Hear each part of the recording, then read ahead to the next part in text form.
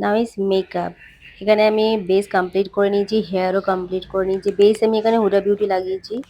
আর এখানে ব্লাশ আমি শিগলামের লাগাচ্ছি। শিগলামের একটা ব্লাশ। আর ব্লাশটা দেখো এত সুন্দর ফিনিশিং, জাস্ট মানে আমি নিজে প্রেমে পড়ে গেছি ব্লাশটার। শিগলামের প্রত্যেকটা প্রোডাক্টই খুবই ভালো।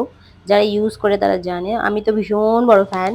এবার আমি হুডা বিউটির প্যালেটটা ইউজ করছি। এই প্যালেটটা আমাকে সবাই দেখেছো, আমি প্যালেটটা খুব বেশি ইউজ করি। এরপরে লাগিয়েছি হুডারই একটা লাইনার, এটা জেল লাইনার। এটা no sorry, it's liquid liner. এবার আমি আইব্রোজ করবো। আইব্রোজে আমি অন্য কিছু না, আমি ইয়েস মাস্কারা অ্যাপ্লাই করছি।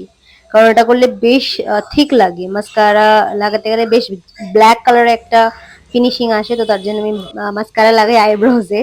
ইয়েস, আর এখানে লাগাচ্ছি আমি মাস্কারা। এবার আমি একটা হোয়াইট লাইনার লাগাচ্ছি, কারণ চোখটা যাতে ড্রিমি লাগে তার জন্যে।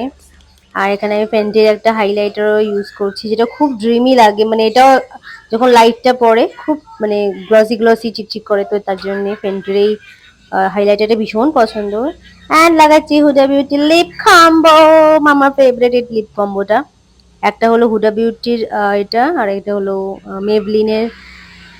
মেবলিনের কি ছিল এটা ভুলে গেছি, গ্লসি কিছু একটা এরকম নাম আছে। তো যাই হোক, গান করতে করতে আমি এটা করছিলাম, মানে মেকআপটা কমপ্লিট। আর এরপরে এই যে জুডিও পরে যা, just look at me guys.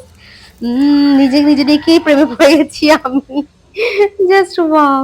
So yes, final রেজাল্টটা দেখো।